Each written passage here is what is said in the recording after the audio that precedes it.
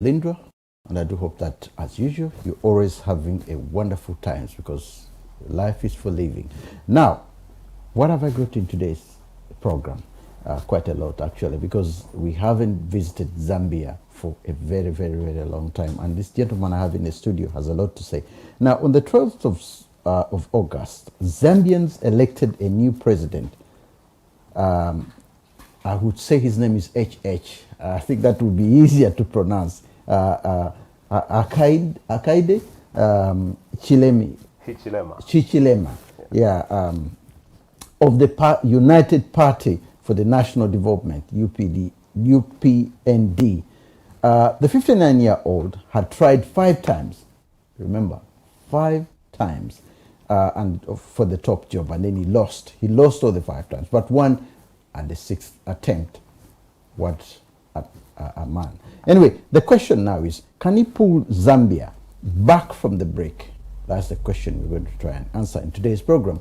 The country is going through an economical crisis with the debts out of control and COVID-19 not helping the situation. He admitted that he has a difficult job ahead of him, but has insisted he's the right man for the job if the Zambians stand behind him. The rest of Africa is watching and hoping that, unlike other presidents on the continent, he gets it right. Let's have a short break.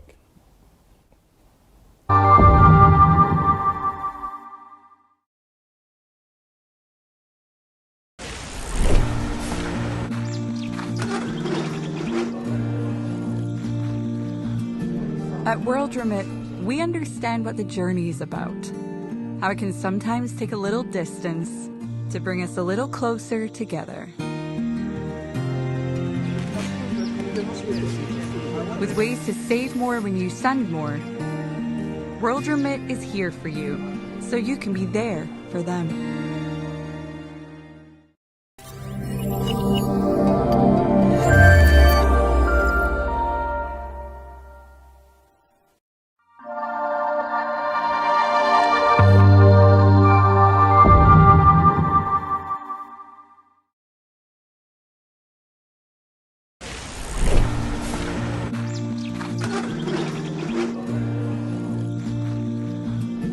At World Remit, we understand what the journey is about. How it can sometimes take a little distance to bring us a little closer together. With ways to save more when you send more, World Remit is here for you, so you can be there for them.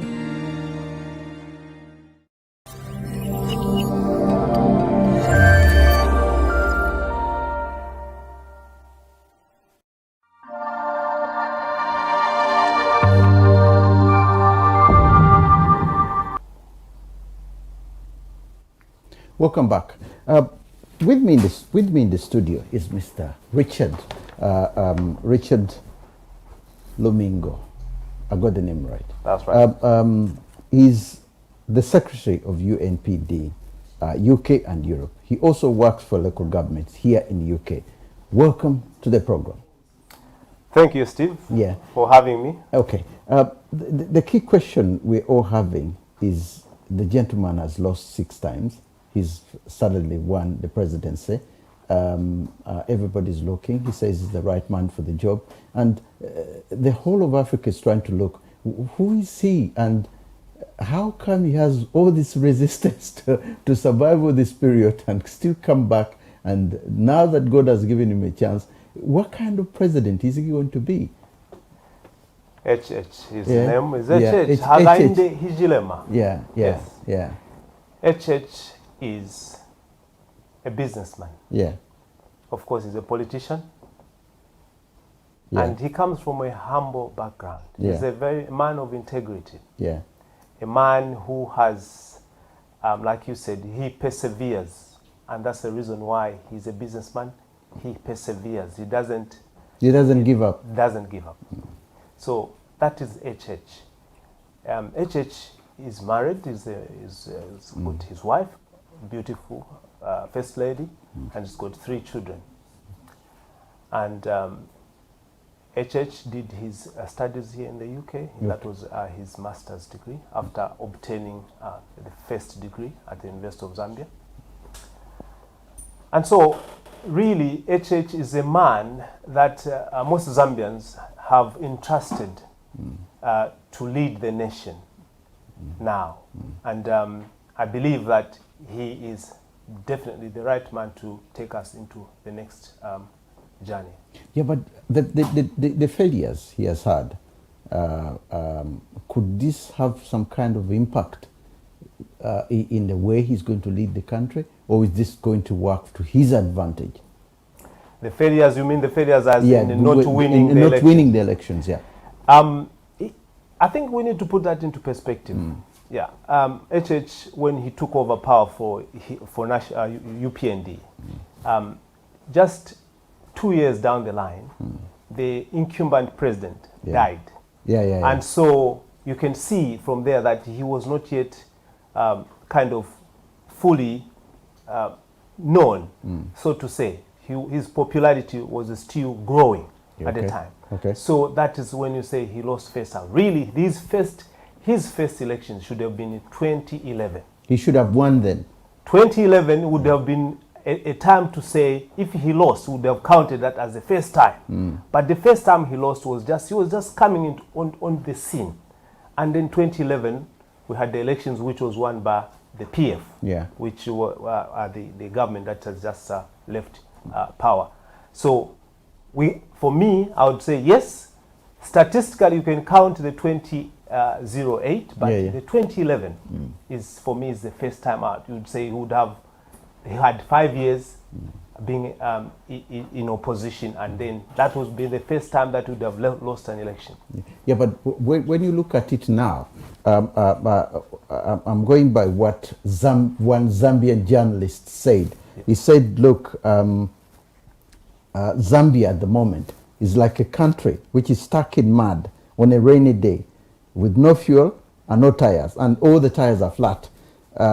Now, a person who is going to pull this country out of the mud, all the flyers are flat, there's no fuel, it's raining, so somebody is driving a car which is practically on its knees, and is looking at it and is simply saying, look, I'm going to pull this car out of here, regardless of the dates, COVID-19, there's so many other things which are affecting the Zambian economy, to the extent that the previous president was almost giving the country to the Chinese.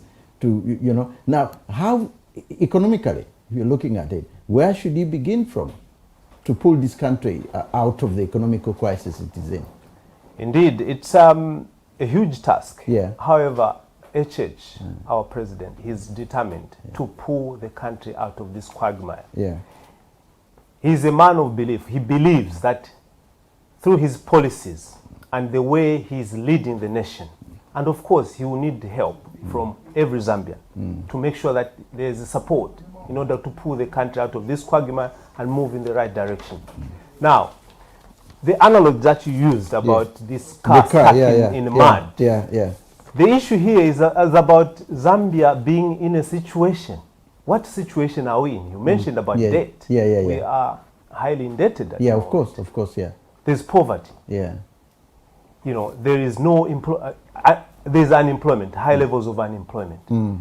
The majority of Zambians are youths, and they need employment. People have gone to university and so on, but they come back, they don't have jobs. So HH is looking at all this and saying, how am I able to deal with this? But some of the things that he's going to do is to work alongside those people who are well-meaning, if you like, and he will employ or put people in positions who are capable and who are singing on the same hymn sheet as him, so that they will help him move forward. And that is what we are looking for. We are hoping and trusting that this is what is going to happen in order for us to come out of this quagmire. It is really a difficult situation, it is. Now, but we will need to have that. Now, President Lungu, the man he's replaced, said that the biggest problem they face right now, Zambia faced, was Kaunda, the former president, after independence, the one who died last year,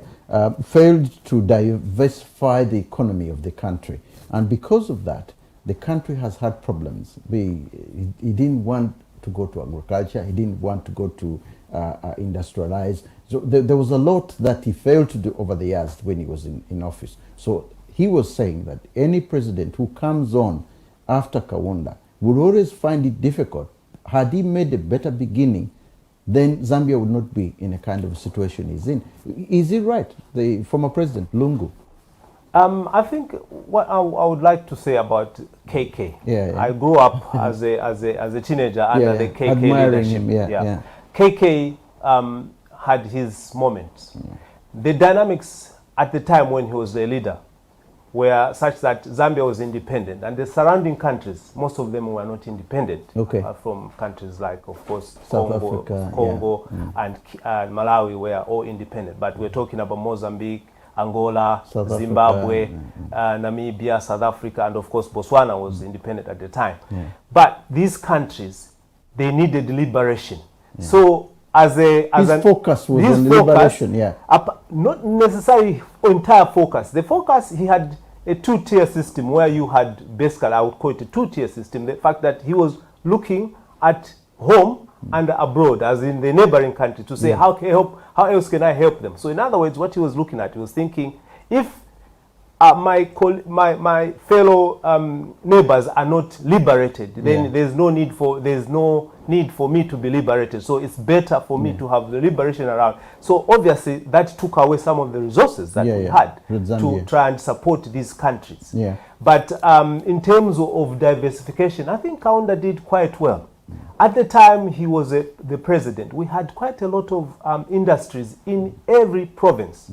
We had a lot of and that was generating employment for the masses. Of course, the population at the time was not as huge as it is now. We're talking about 6-7 million, maybe less than that at the time. But he was he had a good if you like, a program for agriculture. We had NAMBOD, where farmers, even just subsistence farmers, would drop their produce and they would be paid by the government. It was guaranteed. The payment would be there. There was no need for any briefcase businessmen to go and start cheating people in the villages and so on. But you are a villager and a subsistence farmer, you know that whether you have 10 bags of of maize meal or groundnuts or anything, you take them to the NAMBOD, and come time for payment, you get your check. But what went wrong? Something went wrong towards the end of his leadership. Something went wrong. The economical structures he had couldn't sustain. And in the end, all this issue about the Murungufu affairs and the reforms, that in fact, this president, the current president, HS, is so keen on revisiting because he liked what Kaunda had started. The problem was it dealt with nationalizing some of the industries, like, for example, the mining industry and so on. And in the end, it affected what the outcome was, because the investors who had invested a lot of their money into these industries, suddenly the industries were nationalized and they never got their money back. So that could have been a key issue that led to the economic crisis, because when he took over, the crises continued from there. That was the beginning of it, right from 1973. That was the beginning of it. Now, what went wrong with agriculture? And so if things were going right then, So I think that as I mentioned earlier on about the struggle, liberation struggle in Southern Africa. So some of the money, quite a lot of money went into there. So as a result, we were always lacking certain things. And so as a result of that, it shows that if you like, there was a deficit somewhere in the budget. And as a result, if you get a situation where the president decides to nationalize, then that means this is obviously pushing away the private investors who had the capacity to kind of invest money more and kind of continue providing that employment and also the economy would be moving in the right direction. Yeah. But as soon as he did the nationalization and the Zambianization, obviously Zambianization was a good thing in the sense that, you know, you wanted to empower Zambians. Yeah, of course. Yeah. But everything has got its own drawbacks. I think the best thing maybe could have been a better approach in terms of negotiations. Go on the table and negotiate with these people and try to see if you can come to an amicable solution without actually having to say, you know, bring it in here. But I do not have the actual, I'm not privy to the actual information at the time. Of course, I was a young person. But all I know is that, yes, we did nationalize some of the industries. Some of them worked okay, but in the end, of course, we were running out of money and we needed to do something about it. Again, that is a problem with not having to speak or have a negotiation with the partners, shall I say, their partners. And those are the problems that brought about those things. The foreign policy, it has been Zambia's biggest problem. He tried his best, that's Kaunda, of course, with the liberation and so on. Everybody, the whole of Africa, we applauded him for that, and we thank what he did to sustain some of these freedom fighters, the one from Mozambique, the one from South Africa and Namibia and so on. But the biggest problem now is something to do with the foreign policy as well, because as we can see from Zimbabwe, when Mugabe tried something, it didn't work and things didn't work out. Now, we are looking at the new man in office. What kind of foreign policy is he going to do so that Zambia doesn't become a Zimbabwe? Because the failure of the Zimbabwean president to deal properly with the foreign policy led to the issues that we have, the economic embargo and so on and so forth. Something similar now is coming up. I can see that in Zambia, if you get it wrong with the foreign policy, you're more likely to get it wrong. In the country as a whole.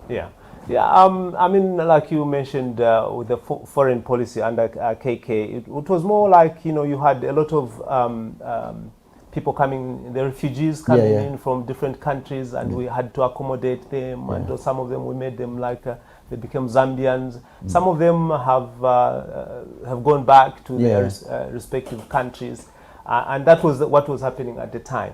And so now, over the period of over the years, obviously the foreign policy has had its own shortcomings. But now, under the new man, the foreign policy, what he's looking at the moment, is to ensure that, if you like, bilateral, economic, and technical, if you like, policies, mechanisms are in place in order to be able to have that kind of friendship, if you like, with other countries. And him and his team are working flat out on this particular area, in this particular area, to ensure that this works out. The other thing that the foreign policy is looking at is to ensure that people who are professionals, you know, in being either an ambassador or a high commissioner, they are given the jobs so that they are able to do the right thing. So they are advocating, the new government is advocating for that. Want to make sure that people because it costs money to educate these people.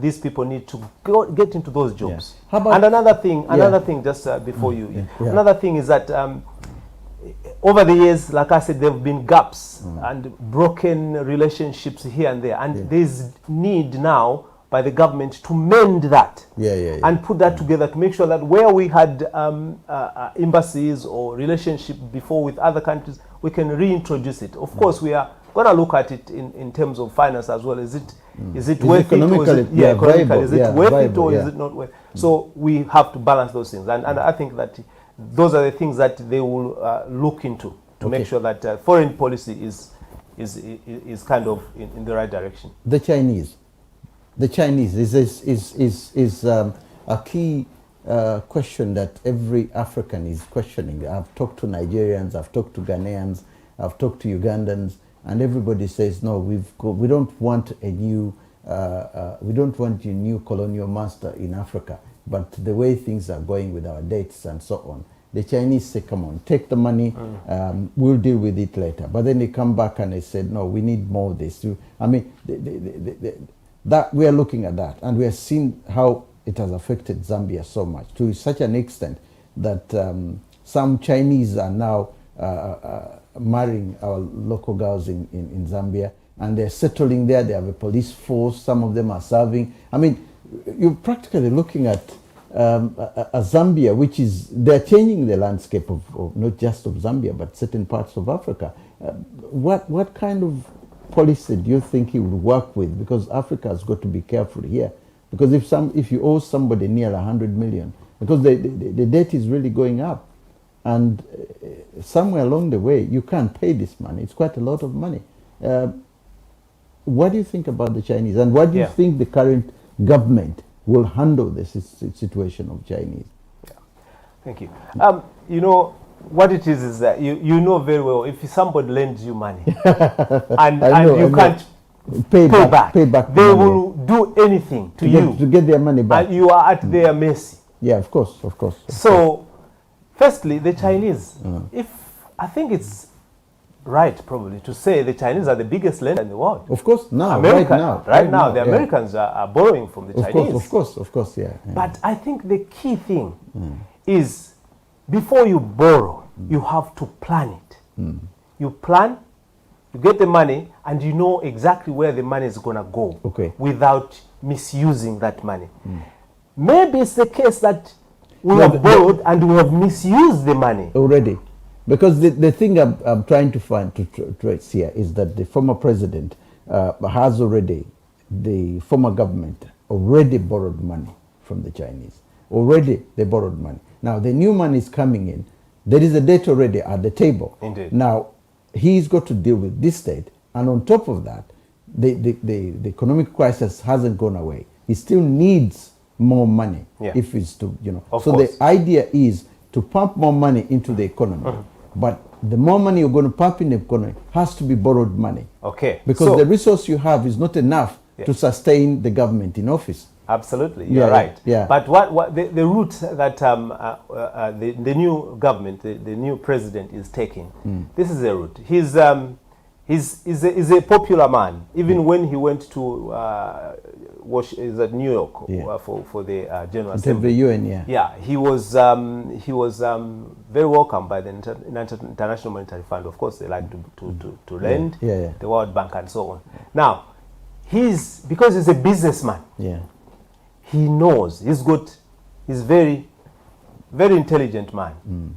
So what he is doing and what he has already done with his finance minister and the team, they have already spoken, negotiated with some of the debtors, our lenders, to give us some relief in terms of the repayment of servicing the debt. So that will help us in a way. That money, instead of sending it to those people for this period of respite that they've given us, is going to be used for health, education, and other essential vital services, or any kind of investment that we need. Because it's critical that we invest in order for the future to look bright. But we have to plan it. So that is his plan. And coming to the Chinese debt, and I'm sure that he is on that at the moment, him and his team are on that at the moment in terms of restructuring, because they want to negotiate, restructure the debt and say, look, we are not saying no, we are going to pay you, but we don't give us a bit of time. We will pay you. But once that negotiation has borne some fruit, then we'll be talking about that money being used for the key services. Because as he came in, he wants all Zambians to the children to have free education from first up to the that costs money as well. It costs money, but we will need to have that come in. So the other thing, obviously, it's in Africa everywhere there's corruption. Some places corruption is, you can actually see it with your own eyes. Directly. You can directly see it. Where other places is subtle. So the other thing is that part of the money will have to probably come from where, if they can get back some of the money from people who have probably stolen. You know, there will be people who may be prosecuted because maybe they've stolen or they've taken something. It's probably not in the country anyway. Who knows? But they are working on that. So hopefully that works out and brings out something, as long as it's not going to be too costly to pursue that. Because what is key is to make sure that you don't spend too much and get on. You spend £10 and you're only getting £5. So what's the point? It's the point. But so the point is to make sure that whatever we follow or the government follows to go and collect this money is going to be reasonable and it's going to be worthwhile. Human rights. This is one thing which I always follow.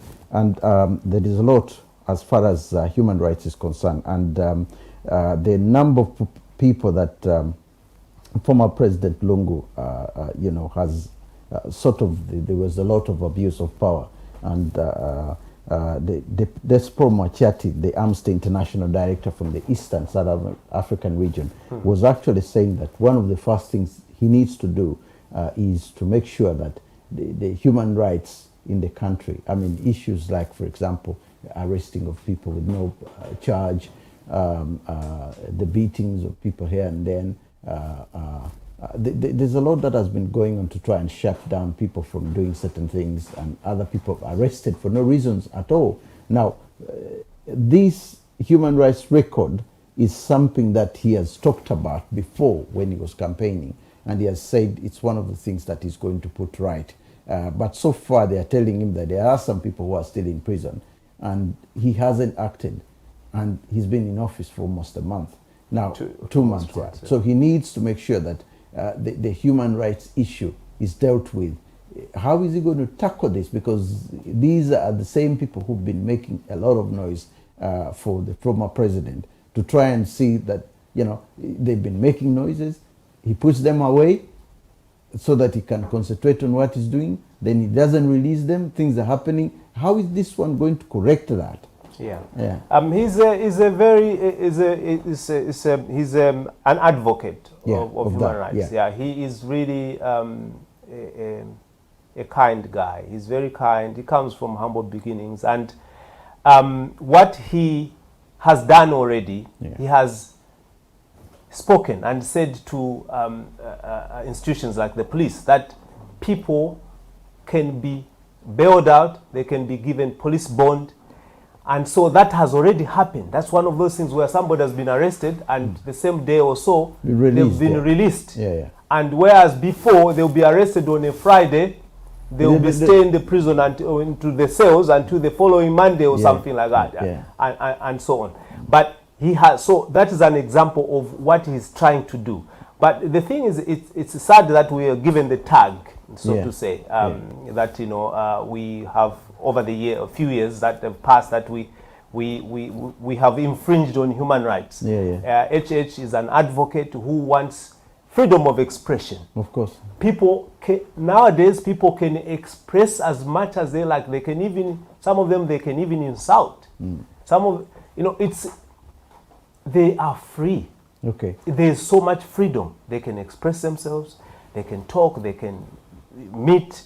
There's no one who's gonna. And he says, let people do what, you know, this is new democracy. It's a new dawn government, which is going to follow the democratic principles and make sure that human rights are, you know, are upheld. But the biggest problem that usually comes with that is that, of course, the president is not going to be everywhere. No. He's not going to be in each and every city to see what's going on. Absolutely. And the structure is such that something may be going on in another part of Zambia and he's not aware of. And it's happening. How is he going to make sure that that is done? So that was one of the points I wanted to say. What he is keen on doing and is pushing is to ensure that all the institutions, the governing institutions, are independent. They are free. They are able to carry on their work without having to look over their shoulder that if I do this, the president or somebody else is going to say this. But they have to be free. And this is the reason why he is advocating for employing people who are who've got the similar mind as him, mindset as him, so that they will be doing the right thing. He doesn't have to worry about who is doing what, because he knows that he's got people in there. It's a tall order, but it has to start from somewhere. And going forward, I think that with a lot of support, that will come, to fruition, and things will work in the right way. How about the issue of using using foreigners, bringing in foreigners to help Nigerians, Ghanaians, or any of these highly educated people? This suggestion had been suggested by President Lungu long time, the former president, and the Zambians didn't really like the whole idea. But the irony is the Chinese are there, the South Africans. So getting some of these foreigners to come in with helping the economy, as not just as investors, but in other departments of the government. Because where you have too much corruption, or where you have things are not working, and you get a foreigner to come in and help, is that idea ideal? Does it work? Yeah, could it work in Zambia? It has never been tried. Yeah. I know that in the days of KK, we had nurses and teachers from Ghana, and from even we had a university now. It's called Nkrumah University, one of Central Province city town. But it has never been tried on a large scale, or on the scale that you, or on the basis of what you have just explained. Described. I believe we have sufficient, educated, intelligent, and professional Zambians who can do a good job.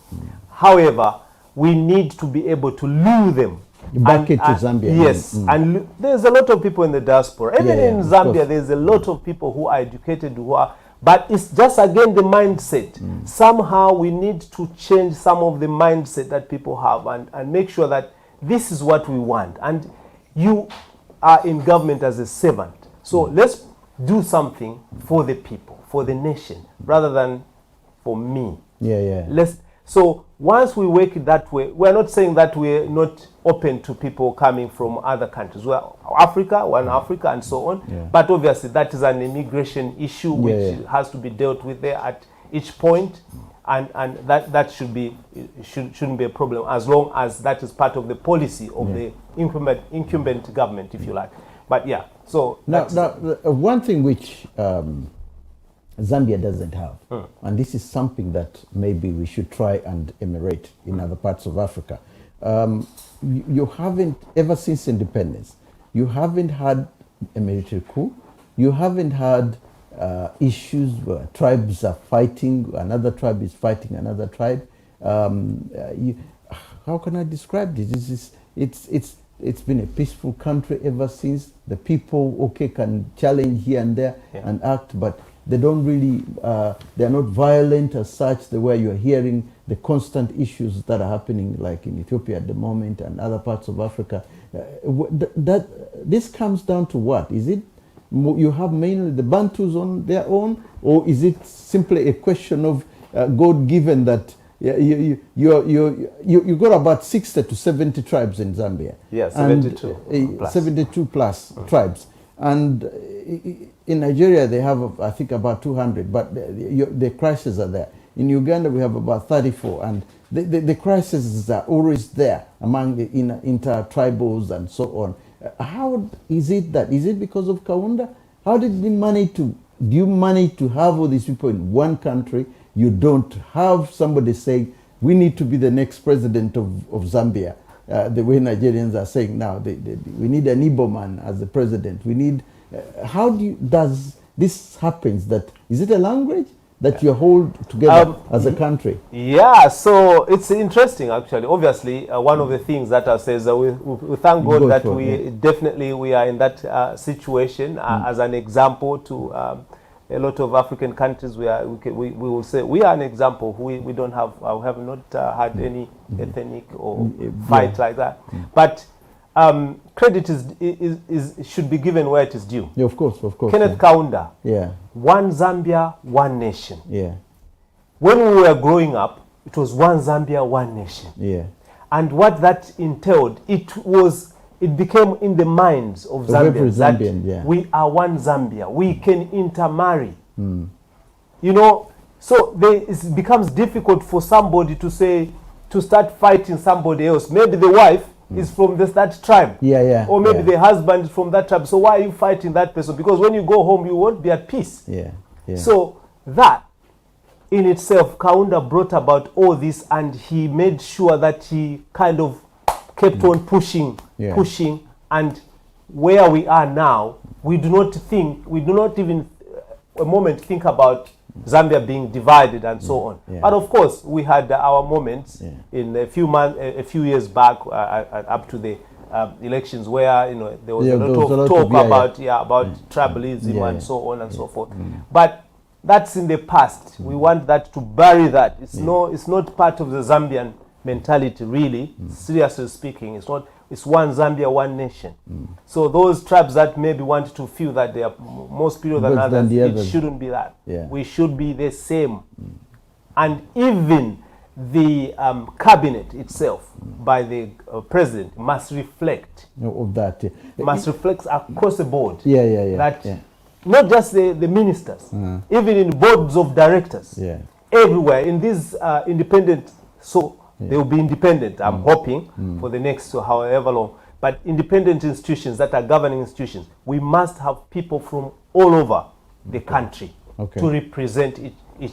Because it's a national cake. You have to eat something as well. It's not like eating as, but this is what it's a statement. It is as you're saying, but the biggest problem that usually occur with that is when the education structure, because from what I hear, the educational structure within the central region is much better than the educational structure within the southern parts of Zambia. Is that the education? The education. And where they're saying that certain high jobs tend to go to certain people who have been in certain institutions. Jobs for the boys, for example, as it is here in the UK. If you've been to Oxford or if you've been to Cambridge, then you have a chance that you probably get a better job than anyone who went to other universities in other parts of the UK. Now, that structure is, despite the fact that Kaunda tried his level best, but it's still been seen, because one Zambian was explaining that to me, that the chances of you being well off is depending on which part of Zambia you come from.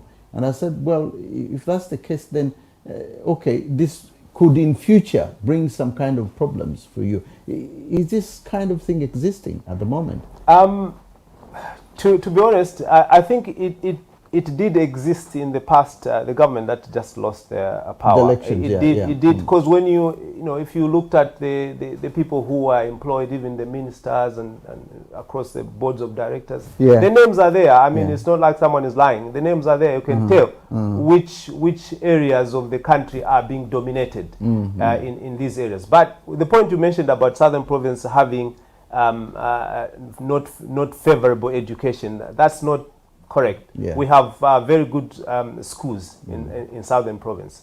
And so, in fact, there's the Livingstone, where there's the Victoria Falls. There's one good technical school there. I think, if I'm not mistaken, it's not a technical school, but there's a St. Raphael's and so on. There's a school there which is very, very good. I went to Southern Province school in Chikankata Secondary School. It was good, very good school. It was a missionary school by the Salvation Army at the time.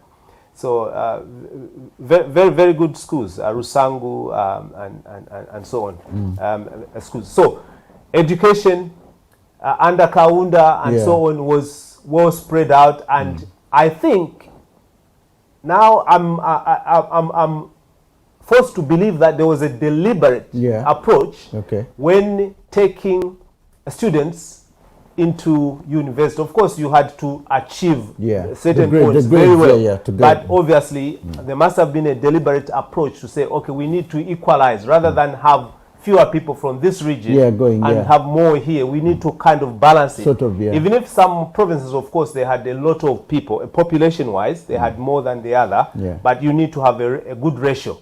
So I think that did happen. So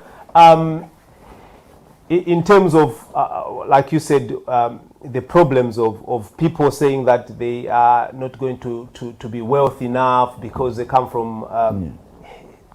it's existing everywhere. Yeah, it's everywhere, but then, it is there, but I don't think it's something that hold water. Yeah. So to say. Again, it depends on the government in power at the time. So this government obviously wants to unite the country as best as they can, and that is the key thing. We want to go away from what was happening, and the country slowly it is uniting. But what I would say is that a bit of patience is required. It's needed. You mentioned earlier on in our preamble, not the preamble here, but when we discussed about discuss certain things, saying that you don't come in and force your way through. You need to be calculative. Your approach must be calculative, and you move in the right direction and take everybody with you. Of course, that's what the Tanzanian president did. As I was explaining to you earlier on, the approach was wrong. And because the approach was wrong, things went wrong. Women are a key. They're key to our society. And I always mention in my programs that somewhere along the way. And when I looked at the figures during the elections, they were not very good reading with the parties and so on, because certain branches, certain political parties put women in certain positions. But the truth is, the majority of members of parliament, the majority of women in higher positions in the country, it doesn't make a very good reading compared to Tanzania, compared to Uganda. Rwanda has the best in Africa, even Liberia now. Nigeria is also being told, because those who are watching at the level of women in politics and women in higher places, Zambia doesn't get a good reading. Why is this so? Is the level of education of women a bit lower than that of the men? Not at all. No? Not at all. It's just a shame that we are in this particular situation. Because I believe, and I believe that the more women you have in power, as in positions in the government and all the very important institutions, I think the better the country becomes. It's not that women don't have education, they do. But I think one of the key things is when it comes to when you are doing politics. So for you to stand as an MP, you need to be adopted. Of course. So at that point, that is where there must be a policy, a deliberate policy by the to exclude women. Not in this particular case now, I'm saying at that point you need to have a deliberate policy to make sure that women are represented. When they are males, you see, you can probably say, no, this particular constituency, we want a woman, we don't want a man. And therefore, that woman will come there, and the chances of them, hopefully they are popular, they win, and then they will go into government. If they come into government, then they've got a chance to become a minister, for example. But without that deliberate approach, it is always, you know how the world is more kind of male-dominated. Of course. Even in boards of directors for financial institutions and all these businesses. No, but things are changing there. Things are changing, but the new government it's just the start. So they advocate for inclusion. Even people who are disabled, people with disabilities, of course, they will be included. But women will also be included as well. But we start from somewhere, and then we move in the right direction, slowly but surely. At some point, we need to get somewhere. Like we spoke about Rwanda, Kagame. Kagame has been there for how long? He's been there since 2001 or 2000? It's been there for quite 20 a long years. time. Over 20 years. It has given the impetus or the room to actually include as many women as possible. But the reason why I come to this is because when I look at the manifestos, most of the manifestos of the political parties in Zambia, there's very little where the role of the women is mentioned to say that, okay, this particular manifesto, this is what we are going to do for the girls' schools. This is what we are going to do for the women in hospitals, or the women who are giving birth or something. That role in itself with the political parties, because even with the current government, if you read the manifesto, it talks about things which obviously the politician wants everybody to hear. I'm going to do this, I'm going to do that, we're going to do this. But then it forgets that, hey, look, if I put a policy here that will help the women, or if I put a policy here that's going to help the 18 to 20-year-olds, or the youth, for example, the youth, especially the youth, the policies that I've read about Zambia, they don't even, very little is mentioned about the youth, and very little is mentioned about the men, sorry, about the women. Yeah, that's how I'm saying, look, although the system is just beginning and it's a new man in office, somewhere, somehow, he should have already figured it out and said, look, he has, in fact, as the figures stand, more women voted for him than the men. But they're not having any role in his government. Yeah, true. The population is, as you know it, is more dominated by ladies. We got the population of women is always higher than men. And of course now, like I mentioned earlier on, the youth, they are more than 50% of the Zambian population. Of course, yeah. So, and he did actually strike a good relationship with the youths. Yeah. Calling himself, when they started calling him, there was one young man, I think, the young man who came up with the word Bali.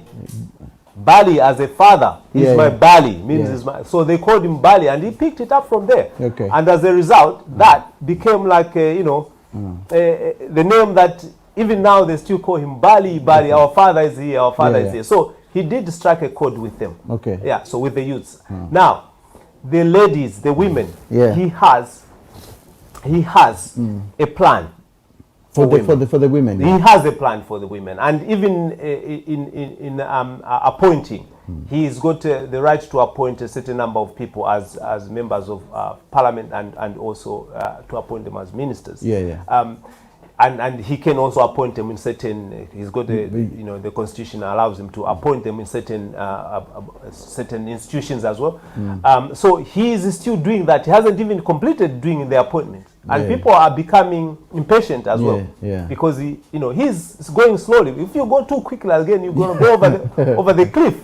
So you need to go deliberate, in a kind of a more calculated and more positive move. I know people will have they'll be impatient because they're expecting changes to happen overnight. Quickly. But it's not going to happen that way.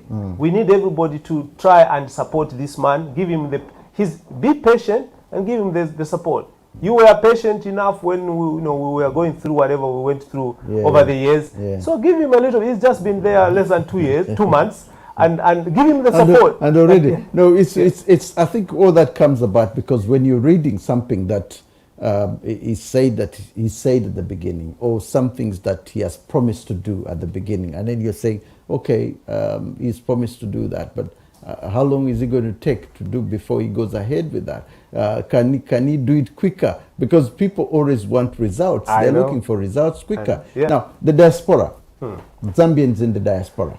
How are they getting a voice within? Because this is another problem that the former president Lungu had, in the sense that he completely shut off the Zambians who are in diaspora.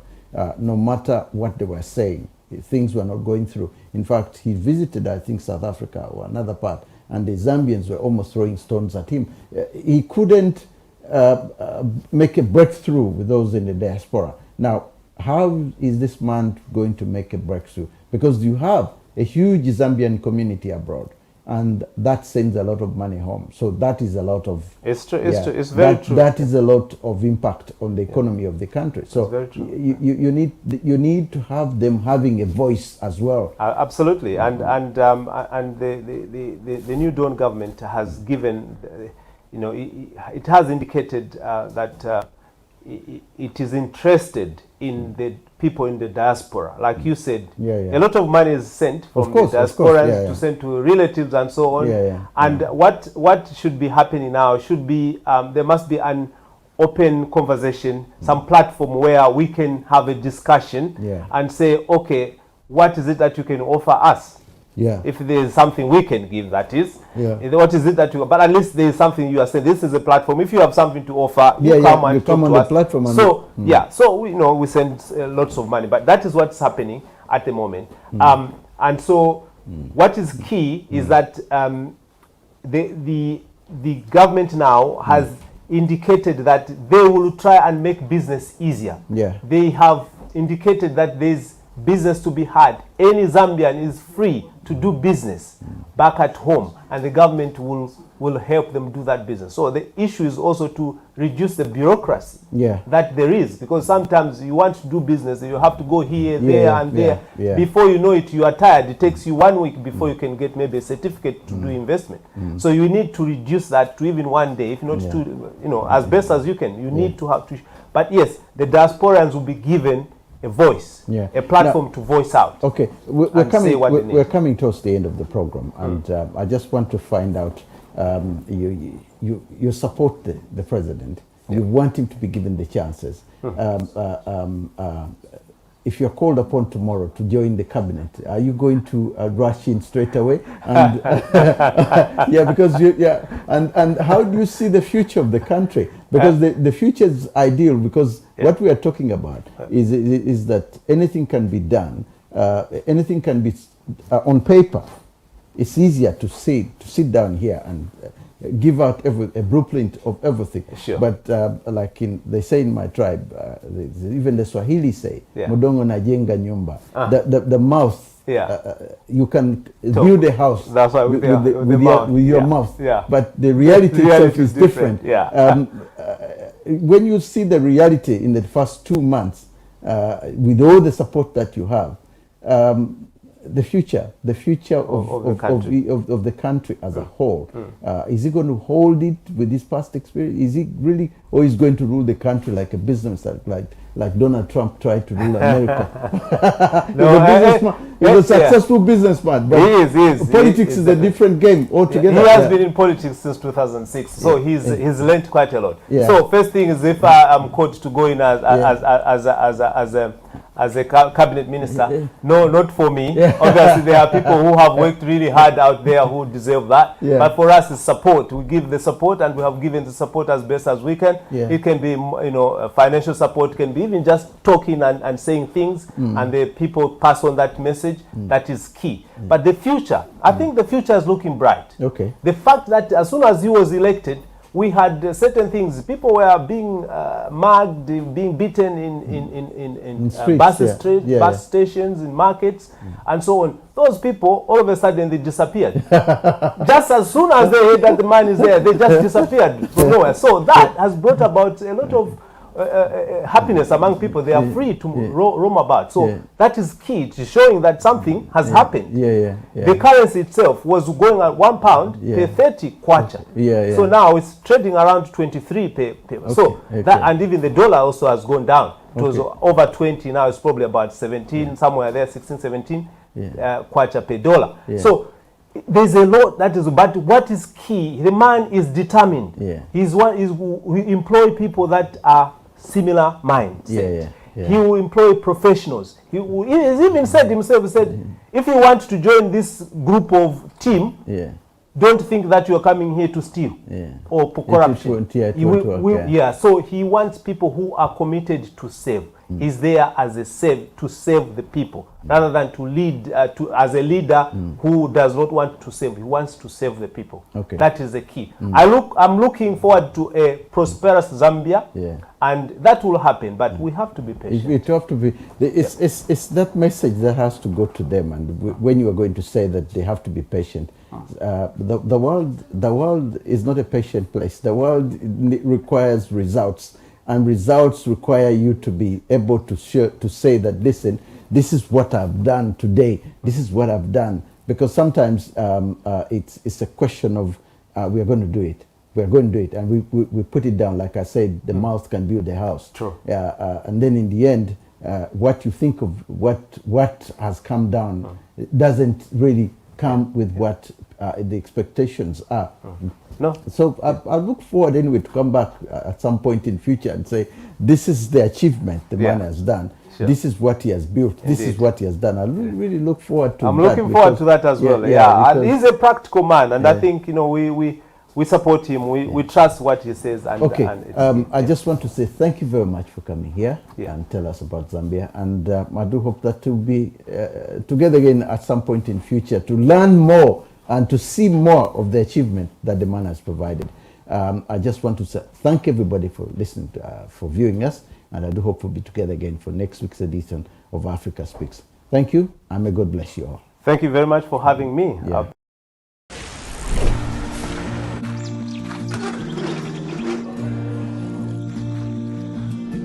At World Remit, we understand what the journey is about, how it can sometimes take a little distance to bring us a little closer together. With ways to save more when you send more, World Remit is here for you, so you can be there for them.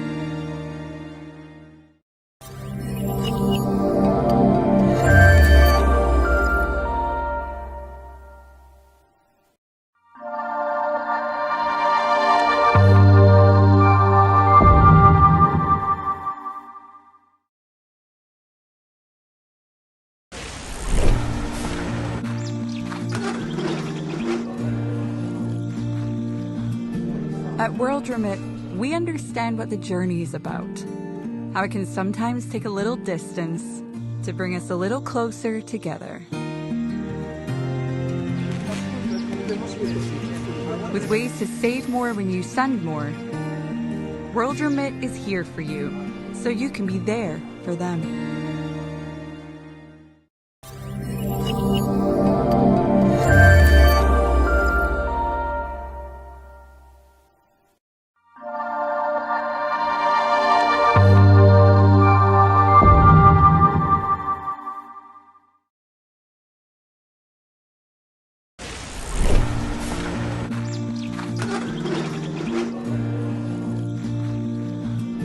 At World Remit, we understand what the journey is about, how it can sometimes take a little distance to bring us a little closer together.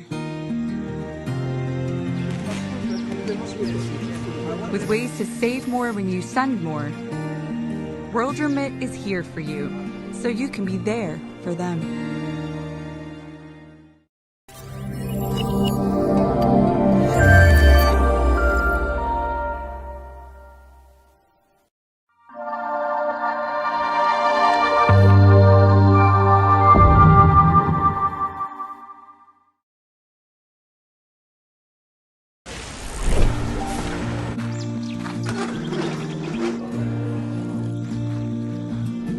At World Remit, we understand what the journey is about, how it can sometimes take a little distance to bring us a little closer together.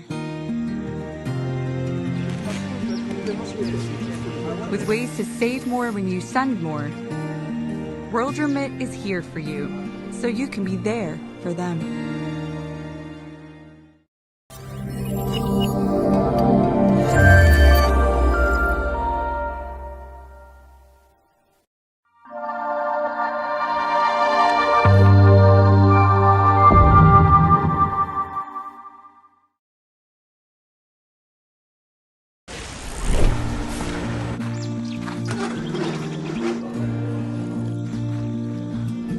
At World Remit, we understand what the journey is about, how it can sometimes take a little distance to bring us a little closer together. With ways to save more when you send more, World Remit is here for you, so you can be there for them.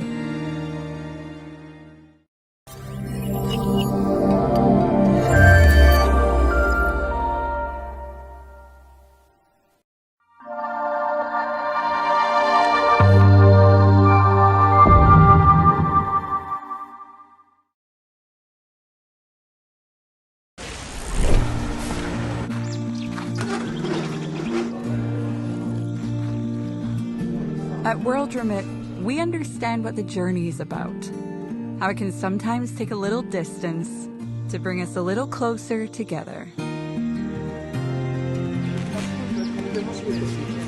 With ways to save more when you send more, World Remit is here for you, so you can be there for them.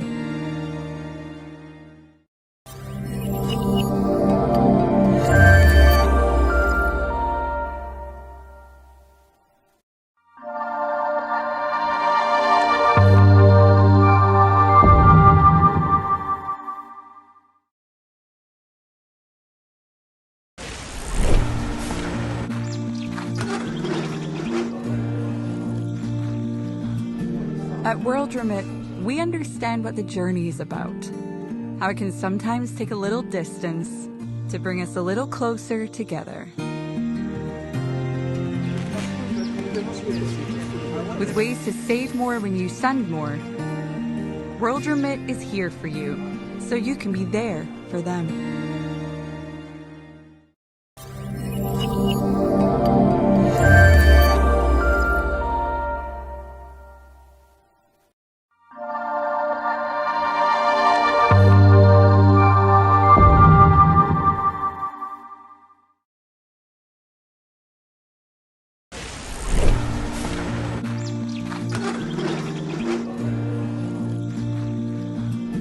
At World Remit, we understand what the journey is about, how it can sometimes take a little distance to bring us a little closer together.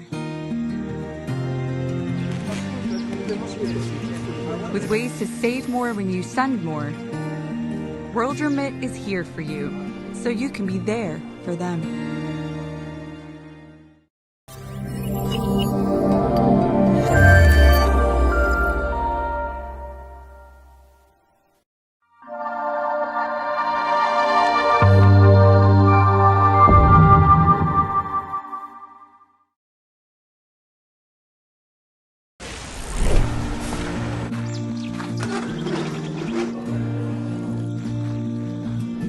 At World Remit, we understand what the journey is about, how it can sometimes take a little distance to bring us a little closer together.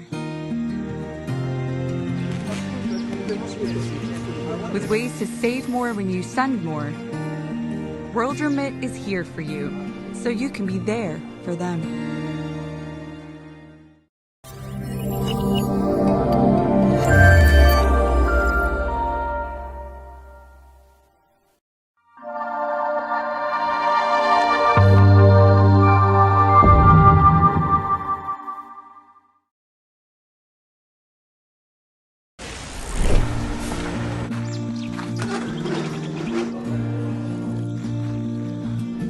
At World Remit, we understand what the journey is about, how it can sometimes take a little distance to bring us a little closer together.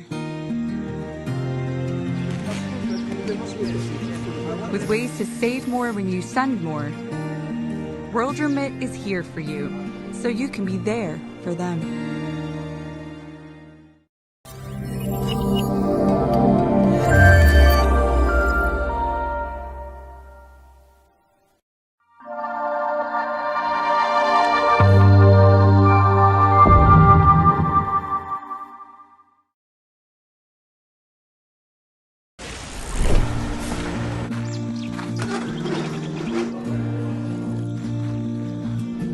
At World Remit, we understand what the journey is about, how it can sometimes take a little distance to bring us a little closer together. With ways to save more when you send more, World Remit is here for you, so you can be there for them.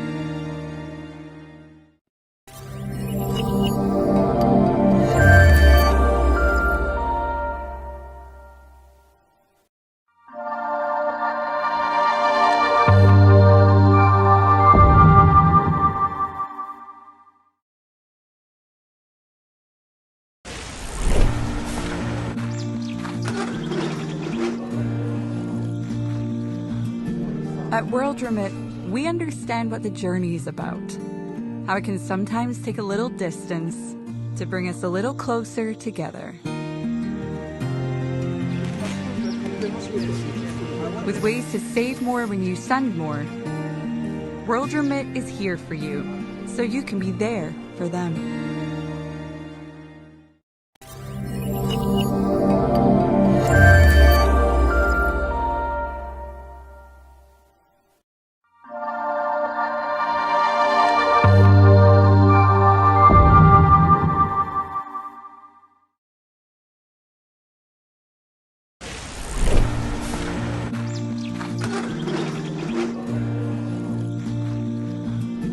At World Remit, we understand what the journey is about, how it can sometimes take a little distance to bring us a little closer together. With ways to save more when you send more, World Remit is here for you, so you can be there for them.